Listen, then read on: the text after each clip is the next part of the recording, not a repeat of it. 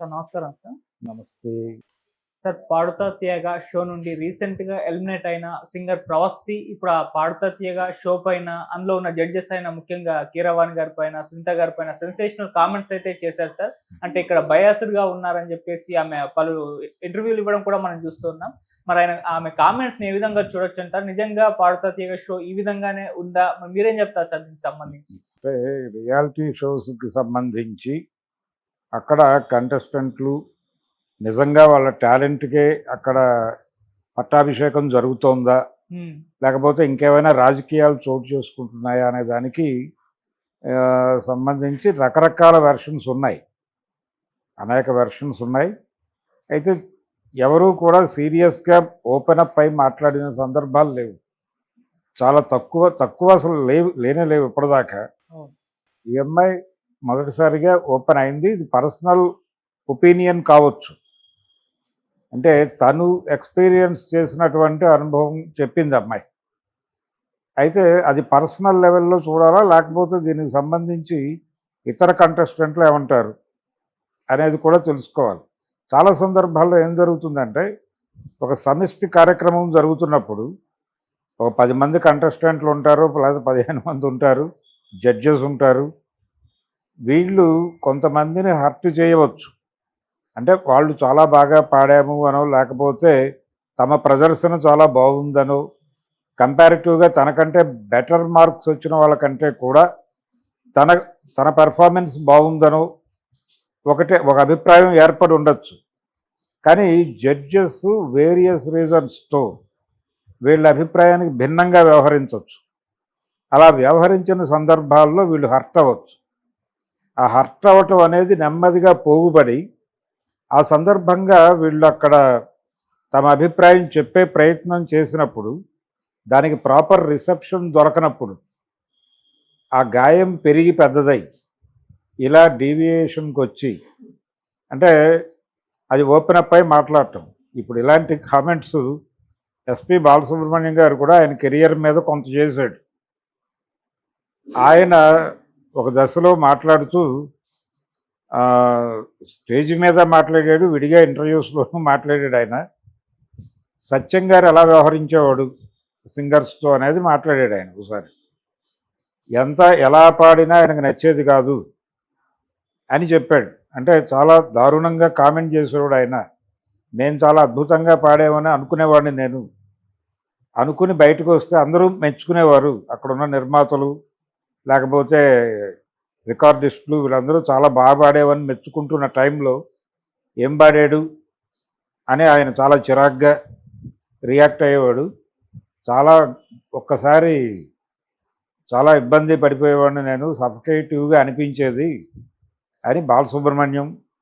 అలాగే డోలక్ తీసి మొహాన కొట్టిన సందర్భాలు ఉన్నాయని రామకృష్ణ గారు. అదే సత్యం గారి గురించి ఆయన సుశీల గారు ఒకసారి రికార్డింగ్ థియేటర్లో కన్నీరు మున్నీరై ఆవిడ ఏడుస్తుంటే ప్రొడ్యూసర్ ఎంఎస్ రెడ్డి గారు వచ్చి, ఏమిటమ్మా అంటే, నేను పాడితే ఇలా అన్నాడు ఆయన అంటే, ఆయన వెళ్ళి సత్యం గారితో గొడవ వేసుకుని దాదాపు కొట్టినంత పనిచేశాడని, ఇలాంటి విషయాలు చాలా ఇండస్ట్రీలో బయటకు వచ్చినాయి. అంటే వీళ్ళు చెప్పారు తర్వాత, ఆయన వెళ్ళిపోయాక, వాళ్ళు వెళ్ళిపోయాక వీళ్ళు కూడా ఇండస్ట్రీ నుంచి దూరం జరిగాక మాట్లాడారు. చక్రవర్తి గారు తను చాలా హ్యూమిలేట్ చేసేవాడని రామకృష్ణ గారు చాలా ఇంటర్వ్యూలో చెప్పాడు.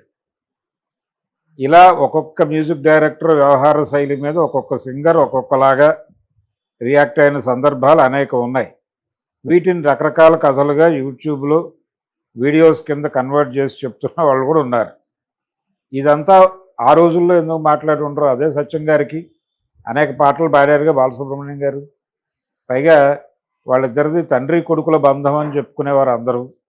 అయితే ఒక పర్టికులర్ సిచ్యువేషన్లో ఆయన గాయపడ్డాడు, నేను పాడను అన్నాడు. మర్నాడు వెళ్ళి పాడాడు మళ్ళీ. అలా నడుస్తుంది. అంటే ఎక్కడో చోట ఈఎంఐ విషయంలో కూడా అదే జరిగి ఉండొచ్చు. అయితే ఇది తప్ప ఇంకేదైనా ఉందా అంటే, క్యారెక్టరు లేకపోతే దీనికి విచిత్రమైన థంబ్నెయిల్స్ పెట్టి ప్రమోట్ చేస్తున్నారు.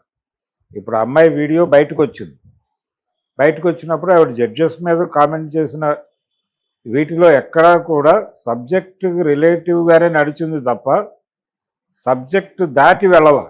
ఆ అమ్మాయి మాట్లాడింది చాలా పద్ధతిగానే మాట్లాడింది, తనకి అనిపించిన విషయాలు మాట్లాడింది, దానిలో ఎక్కడా కూడా ఆర్ట్గా లేదు. కానీ థంబ్నెయిల్స్ ఆర్ట్గా పెట్టి ప్రమోట్ చేస్తున్నారు. ఇది ఆ అమ్మాయికి ఇబ్బంది, ఆ షోకి ఇబ్బంది. అక్కడ జడ్జెస్గా ఉన్నవాళ్ళు హర్ట్ అయ్యే పద్ధతుల్లో ఈ అమ్మాయి పేరుతో థంబ్నెయిల్స్ వస్తున్నాయి. ఇది ప్రమాదం. తను ఇక సింగింగ్ ఫీల్డ్లో తన కెరియర్ ముగిసింది అనుకుని మాట్లాడుతున్నాను అని చెప్పింది. నాకు దీంతో సంబంధం లేదు, నేను వేరే మార్గం ఏదో చూస్ చేసుకున్నాను, నా జీవనం ఇక్కడ లేదు అనుకున్నాను అని కూడా చెప్పింది. సరే, ఉందనుకున్నా లేదనుకున్నా అమ్మాయిలో ఆ కళ ఉంది, అమ్మాయి ఆ ఏరియాలో టాలెంట్ ఉంది. అవకాశాలు వస్తే ఓకే, రాకపోయినా ఓకే. ఒకళ్ళు అవకాశాలు అంటే సినిమా అవకాశాలు మాత్రమే అవకాశాలు కాదు, రకరకాలుగా బిజీగా ఉంటారు. సింగర్ అనేవారు రకరకాల ఏరియాల్లో వాళ్ళకి ఎక్స్పోజర్ ఉంది. భక్తి పాటలు పాడతారు, లేకపోతే ఇలాంటి ప్రోగ్రామ్స్లో పాడతారు. అందరూ సినిమా పరిశ్రమలోనే బిజీగా లేరు. అసలు సినిమాల్లో పాటలు ఉంటాయా ఊరుతాయా అనే పరిస్థితి ఉంది. సినిమాలు ఏ పద్ధతిలో వెళ్ళిపోతాయనేది కూడా ఎవరికి తెలియదు. సినిమాల్లో పాటలు అనేవి స్పీడ్ బ్రేకర్లు అన్న డైరెక్టర్లు చాలామంది ఉన్నారు. చక్రపాణి లాంటి వాడు అయితే చాలా జోకులు వేసేవాడు, ఆయన జోవియల్గా మాట్లాడేవాడు. సినిమాల్లో పాటలు ఎందుకు పెడతారండి అంటే, ఇదివరకు సింగిల్ క్యామ్ ఉండేది, సింగిల్ ప్రొజెక్టర్ ఉండేది థియేటర్లో. సింగిల్ ప్రొజెక్టర్ ఉన్నప్పుడు 4-5 ఇంటర్వెల్స్ ఉండేవి, జనాలు కాస్త బయటికి వెళ్ళి రిలాక్స్ అయ్యి వచ్చేవాళ్ళు. ఆ తర్వాత డబుల్ ప్రొజెక్టర్స్ వచ్చిన తర్వాత అవకాశం లేకుండా పోయింది, ఒకటే ఇంటర్వెల్ అయింది. దాంతో జనాలు కాస్త బయటికి వెళ్ళి సిగరెట్లు తాగి టీలు తాగి రావడానికి పాటలు పెడుతున్నారు అన్నాడు ఆయన. అంటే పాటల పని అదే అన్నట్టుగా. నిజానికి పాటలు లేకపోతే అంతమంది సంగీత దర్శకులు, అంతమంది గాయకులు, అంతమంది రచయితలు ఎలా బతికేవాళ్ళు? బతికారు కదా. పాటల మీద హిట్ అయిన సినిమాలు అనేక ఉన్నాయి కదా. కాబట్టి సినిమాలో పాట అనేది ఒక అంతర్భాగం, కానీ అది అంతర్ధానం అయ్యే పరిస్థితులు కూడా కనిపిస్తున్నాయి. ఇప్పుడు ప్రజెంట్ జనరేషన్ వస్తున్న సినిమాలు మారిన తీరు రీత్యా. కానీ గాయకులకి పని తక్కువ లేదు, వాళ్ళకి డిఫరెంట్ ఏరియాల్లో రకరకాల ఓపెనింగ్స్ ఉన్నాయి. ఆ ఓపెనింగ్స్ని వినియోగించుకుని వాళ్ళు కెరియర్లో ముందుకెళ్ళొచ్చు. సినిమా సంగీతమే లేకపోతే ఇప్పుడు ఇందులో జడ్జెస్గా ఉన్నవారు మాత్రమే అవకాశాలు ఇచ్చేది కాదు. ఆ అమ్మాయి ఫీల్డ్ వదిలి వెళ్ళాల్సిన అవసరం ఉంది, ఈ ఏరియా వదిలి వెళ్ళాల్సిన అవసరం కూడా అంతకంటే లేదు. వీళ్ళు కాకుండా ఒక మ్యూజిక్ డైరెక్టర్తో పడని ఇంకొక మ్యూజిక్ డైరెక్టర్లు ఆదరించి పాటలు ఇచ్చినటువంటి గాయకులు కూడా ఉన్నారు కదా, గాయని మనులు ఉన్నారు. చాలామంది మాట్లాడుకునేవాళ్ళు ఇదివరకు. అంటే ఇళయరాజా గారు ఆయన ఎక్కువగా అంటే జానకి పాడకపోతే ఆ సినిమాలో ఆయన ఏదో కొంత ఇబ్బందిగా ఫీల్ అయ్యేవాడు అని చెప్పుకునేవారు జనాలు. అలాగే ఎక్కువ మెజారిటీ సాంగ్స్ ఆవిడతోనే పాడించుకునేవాడు ఆయన. చిత్ర వచ్చిన తర్వాత కొంత అటువైపు మొగ్గేడు, కానీ అప్పటి వరకు ఆయన జానకి వైపే ఉన్నాడు. సుశీల గారికి తక్కువ అవకాశాలు దొరికేవి ఇళయరాజా దగ్గర, చాలా రేర్ సాంగ్స్ పాడించుకునేవాడు ఆయన. మేజర్గా జానకి. ఆ టైంలో మిగిలిన వాళ్ళు ఏమీ హర్ట్ అవ్వలేదు కదా, వస్తే పిలిస్తే పాడేవాళ్ళు, లేకపోతే వదిలేసేవారు. అలాగే చక్రవర్తి గారు సుశీల గారికి ఎక్కువ ప్రాధాన్యత ఇచ్చేవాడు, జానకి గారితో కొన్ని రేర్ సాంగ్స్ పాడించేవాడు. అంత మాత్రం చేత ఆవిడ టాలెంట్ ఏమీ దెబ్బతినలేదు కదా. ఎవరి పద్ధతిలో వాళ్ళు అవకాశాలు ఇస్తారు, కానీ అవకాశాలు వస్తాయి. అంత మాత్రం చేత ఇది షట్ డౌన్ ఎవరి మీదో విమర్శ చేశాం కాబట్టి ఇక్కడ కెరియర్ ముగిసింది అని అనుకోనక్కర్లేదు ఆవిడ. తన కెరియర్ ఇక్కడ కూడా ఉంటుంది, తనలో కళ ఉంది. ఆ కళ ఉంది కాబట్టి తన ఆ కళ ఆధారంగా ఎక్కడైనా జీవితాన్ని ముందుకు తీసుకెళ్ళచ్చు. దానికి సంబంధించి డిస్కరేజ్ కానక్కర్లేదు. కానీ రెండోది, క్యారెక్టర్ మీద అమ్మాయి ఏమీ దాడి చేయలేదు. ఆ అమ్మాయి పేరు చెప్పి ఇతరులు దాడి చేస్తున్నారు, కానీ ఆవిడ ఎవరి మీద అంటే వాళ్ళ బిహేవియర్ సబ్జెక్టుకి కన్ఫైన్ అయ్యి మాత్రమే విమర్శ నడిచింది. నేను టోటల్గా ఆవిడ ఘోష విన్నాను. ఆ ఘోషలో ఎక్కడ అంటే ఒక మాట చాకిరీ అనే పదం వాడారు. ఆ చాకిరీ ఏమిటి అనేది ప్రపంచానికి తెలుసు. ఇలాంటి కొన్ని లూజ్ ఎండ్స్ ఉన్నాయి. ఆ లూజ్ ఎండ్స్ మీద రకరకాల వ్యాఖ్యానాలు చేయవచ్చు. అలా వ్యాఖ్యానాలు చేసుకోవడానికి ఒక లీడ్ ఇచ్చింది అమ్మాయి. ఆ లీడ్ పట్టుకుని వెళ్ళేవాళ్ళు వెళ్తారు, అది గొడవ వేరు. కానీ అది కూడా ఇవ్వక్కర్లేదు నిజానికి. స్ట్రైట్ అవే తను ఎక్కడ సఫర్ అయింది, ఎక్కడ సఫకేట్ అయింది అనేది వీడియో చేయగలిగిన ధైర్యం ఉన్నప్పుడు, అవసరమైతే ఈ ఏరియాని క్విట్ చేస్తాననే ధైర్యం ఉన్నప్పుడు, పేర్లతో సహా చెప్పినప్పుడు, ఇప్పుడు కీరవాణి గారికి శివరంజన్ రాగం పాడితే ఇష్టం ఉండదు అందావిడ అని చెప్పేవాళ్ళు మాకు. కానీ మరి ఆయన ఆ ఏరియాలో శివరంజన్లో కొన్ని పాటలు చేశారు కదా అని కూడా తనే అంది. ఈ అమ్మాయి పాడిన పాటలో ఎక్కడో ఆయనకి అభ్యంతరం కలిగి ఉండొచ్చు. శివరంజన్ విషాదానికి వాడతారు, కానీ దాన్ని తీసుకొచ్చి డ్యూయెట్లకు వాడిన సంగీత దర్శకుడు ఉన్నాడు, ఇళయరాజా గారు. మరి ఆ సందర్భంగా అక్కడెక్కడో ఈవిడ పాడిన పాటలో ఆ ఎక్స్ప్రెషన్ పలక్కో ఏదో జరిగి ఆయన కొంచెం ఇబ్బంది పడి నో అని ఉంటాడు. అంత మాత్రం చేత ఆయనకు అది ఇష్టం లేదు అని అనుకోవడం కరెక్ట్ కాదు కదా. అంటే పర్సనల్ ఒపీనియన్ నుంచి ఒక జనరల్ ఒపీనియన్ ఫ్రేమ్ చేయటం అనేది కొంచెం చైల్డిష్గా అనిపిస్తుంది. ఆ జడ్జెస్ మీద నాకు అర్థమైనంత వరకు ఆ అమ్మాయి సఫకేట్ అయింది. గతంలో బాలసుబ్రహ్మణ్యం గారి కజినే ఉండేవాడు శాస్త్రి అని ఆవిడ చెప్పింది. పాడతాతీగా బాలసుబ్రహ్మణ్యం గారి రోజుల్లో నేను చేసినప్పుడు ఇలాంటి ఇబ్బందులు ఏవి ఎదురు కాలేదు అని చెప్పింది అమ్మాయి. నిజానికి అప్పుడు ఆ వ్యవహారాలన్నీ శాస్త్రి గారు చూసుకునేవాడు. ఆయన బాలసుబ్రహ్మణ్యం గారి కజిన్, ఆయన ఒక సినిమాలో నటించాడు కూడా, ఈనాడులో ఉండేవాడు, ఆయన ఈనాడు గ్రూప్లో పనిచేసేవాడు. ఆయన రామోజీరావు గారు తీసినటువంటి మొదటి సినిమా శ్రీవారికి ప్రేమలేఖ, ఆ సినిమాలో జంజాల్ గారి డైరెక్షన్లో నటించాడు కూడా ఆ శాస్త్రి గారు. ఆయనే ఈ పాడతా తీగ ప్రోగ్రాం చూసేవాడు. ఆయన ఎవరిని ఇబ్బంది పెట్టేవాడు కాదు. ఆయన రోజుల్లో బాగానే జరిగేది అది. ఆయన పేరు ప్రస్తావించింది అమ్మాయి, ప్రస్తావించి శాస్త్రి అంకుల్ బాగా చూసుకునేవారు మమ్మల్ని అని. చూసుకున్నారు. ఇప్పుడు మారింది పరిస్థితి, ఇప్పుడు వేరే వాళ్ళు వచ్చారు. ఇప్పుడు మేబీ ఒక ప్రొడక్షన్ హౌస్ ఏదో ఇన్వాల్వ్ అయింది దానిలో. కాబట్టి అప్పట్లాగా ఉండాలంటే కుదరదు.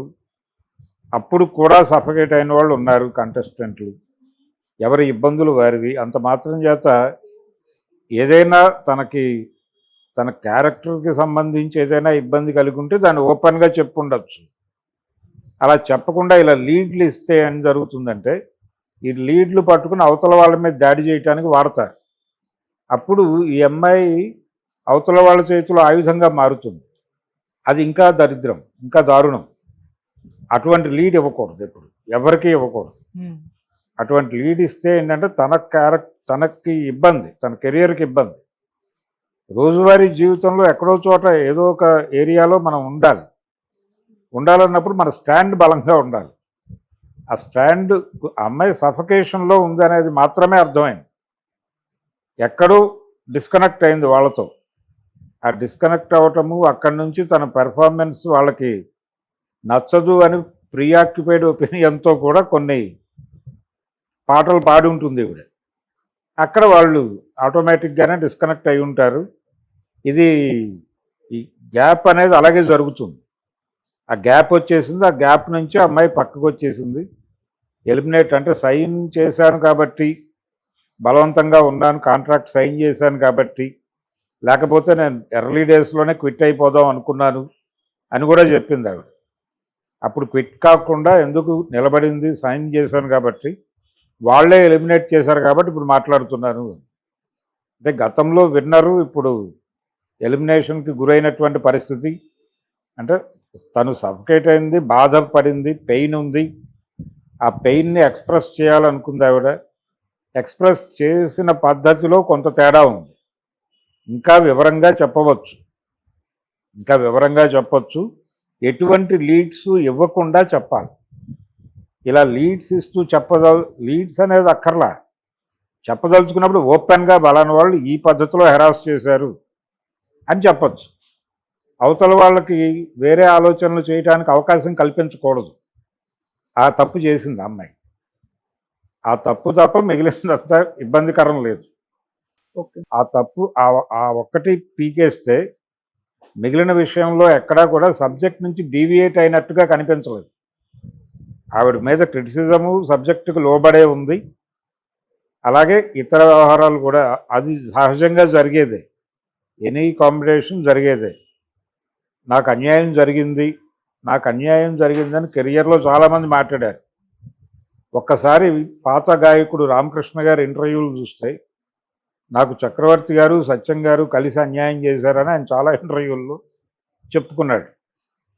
కొన్ని ఇంటర్వ్యూల్లో చాలా క్లియర్గా ఎస్పి బాలసుబ్రహ్మణ్యం కోసమే నాకు అన్యాయం చేశారు వీళ్ళని కూడా చెప్పాడు. ఇలా ఎవరి సఫికేషన్ వారికి ఉంటుంది, ఎవరి పెయిన్ వారికి ఉంటుంది. ఒక న్యూ ఇయర్ డేకి దూరదర్శన్లో రామకృష్ణ, బాలసుబ్రహ్మణ్యం ఈ గొడవలన్నీ అయిపోయాక వాళ్ళిద్దరూ కలిసి ఒక ప్రోగ్రాం చేశారు. అన్నదమ్ముల్లాగానే వ్యవహరించారు. ఆయన తమ్ముడు అనే పిలిచాడు ఈయన రామకృష్ణ. మరి ఆ సందర్భంగా ఆ వేదిక మీద కలిసే ఉన్నారు. అంతకుముందు బయట విపరీతంగా ఆయన తిట్టాడు. ఈయనేం మాట్లాడలేదు కానీ ఆయన తిట్టాడు. కానీ ప్రజలకు తెలుసు ఎవరి కెపాసిటీ ఏమిటి అనేది, ఎవరు రైజ్ అవటానికి ఏమిటి కారణం అనేది తెలుసు. రామకృష్ణ గారుకి ఆయన గానానికి ఒక లిమిటేషన్ ఉంది. ఆ లిమిటేషన్ చాలదు ఇండస్ట్రీకి. ఇంకొక ఏరియాకి వెళుతున్నటువంటి ఒక జనరేషన్ మారుతున్నటువంటి సంధి దశ అది. ఆ సంధి దశలో ఆయన అక్కడ వరకు ఫిట్ అయ్యాడు. ఆ తర్వాత జనరేషన్కి పాడటానికి సంబంధించిన క్యాపబిలిటీస్ బాలసుబ్రహ్మణ్యంలో పుష్కలంగా ఉన్నాయి. దాంతో ఆయన క్యారీ ఫార్వర్డ్ అయిపోయాడు, ఈయన ఆగిపోయాడు. అది రీజన్. అంతకు మించి వేరే ఈయన ఎవరో తొక్కడమో అలాంటివి ఏం జరగలేదు. కానీ ఆయన అనుకున్నాడు అలా. ఆయన పాడుతున్న రోజుల్లో కూడా ఆయన మీద విమర్శ ఉంది. అమరదీపం సినిమాలో పాట ఏదో పాడుతుంటే ఏదో హీరో బలవంత పెట్టబట్టి నీతో పాడిస్తున్నాను కానీ నువ్వు పాడింది నాకు తృప్తి కలిగించట్లేదు అని మొహం మీదే చెప్పాడు ఆయన, సత్యం గారు. ఈయన కొంచెం బాధపడ్డాడు. అలా ఉండేది. అలా ఓపెన్గా తిట్టడం అనే కార్యక్రమం ఆయన చేసేవాడు. అందరినీ, ఎవరిని క్షమించేవాడు కాదు. ఎవరికైనా ఎవరు పాడిన పద్ధతి అయినా నచ్చకపోతే అందరి ముందు రివ్యూ పెట్టి చెప్పేవాడు ఆయన. అవతల వాళ్ళు ఏడ్చేవాళ్ళు, మొత్తుకునేవాళ్ళు, అలాగే ఉండేది పద్ధతి. అందుకని ఆయన వెళ్ళిపోయిన తర్వాత ఆయన మీద అందరూ మాట్లాడారు. అలాంటి సఫికేషన్ ఏదన్నా అయి ఉండొచ్చు అమ్మాయికి, అది ఎక్స్ప్రెస్ చేసింది. దీన్ని లీడ్ ఇవ్వకుండా ఆలోచించగలిగితే ఇండస్ట్రీకి మంచిది. ఓకే. సో ఇప్పుడు దీని పట్ల వాళ్ళు రెస్పాండ్ అవుతారంటారా సార్? షో నిర్వాహకులు కానీ జడ్జెస్ కానివ్వండి. రియాక్ట్ అవ్వరని నేను అనుకుంటున్నాను. వీళ్ళు కూడా, జడ్జెస్ కూడా ఎవరు మాట్లాడరు. మేబీ రేపు పొద్దున వాళ్ళు ఇంకొక ఏరియాలో ఇంటర్వ్యూస్ ఇస్తారు. ఏవో పర్సనల్ లెవెల్లో ఏదో ఛానల్కి ఏదో ఇంటర్వ్యూ ఇస్తారు. ఇప్పుడు సునీత గారికి ఇంకొక సింగర్కి మధ్యలో ఏదో గ్యాప్ ఉంది ఉష గారికి అని ఓ ప్రచారం ఉండేది. దానికి సంబంధించి వాళ్ళిద్దరినీ తర్వాత రోజుల్లో ఇంటర్వ్యూస్లో అడిగినప్పుడు అదేం లేదు, మేము ఏదో ఉండేది కానీ అవన్నీ పెద్ద కన్సిడర్ చేయాల్సింది కాదని మాట్లాడారు కదా. అలాగే రేపు ఎప్పుడో ఏదో ఇంటర్వ్యూలో ఆవిడ ముందుకి ఈ ప్రశ్న రావచ్చు, ఫలానా సింగర్ మీ గురించి ఒక వీడియోలో కామెంట్ చేశారు, ఇది నిజమా, మీరు ఎలా ఫీల్ అయ్యారు అని అడగచ్చు. 1,00,000 మాట్లాడతారండి, అవన్నీ పట్టించుకుంటే ఈ ఏరియాలో ఉంటామా అని చెప్పచ్చు ఆవిడ. సీరియస్గా అలా మాట్లాడటం పద్ధతి కాదు కదా అని కూడా రియాక్ట్ కావచ్చు. వాళ్ళ ఇష్టం, వాళ్ళ సంస్కారాన్ని బట్టి ఉంటుంది. మిమ్మల్ని క్రిటిసైజ్ చేసాడు రామకృష్ణ గారు అంటే బాలసుబ్రహ్మణ్యం గారు నవ్వుతూ చెప్పాడు కదా, నేను ఎవరిని ఇక్కడి నుంచి వెళ్ళిపోమనలేదు, నాకు అవకాశాలు ఇస్తే కాదనలేదు, నేను నా పద్ధతిలో పాడుకుంటూ వెళ్ళాను అని చెప్పాడు ఆయన. అంతే. వీళ్ళు కూడా అలాగే రేపు కీరవాణి గారిని ఎవరో అడగచ్చు, ఆయన అసలు ఇది తప్ప ఇంకేం లేదా విషయం అనొచ్చు. కాబట్టి అయితే ఈ అమ్మాయి అంత వెక్స్ అయిపోయి నేను అసలు ఈ రంగం నుంచే నిష్క్రమిస్తున్నాను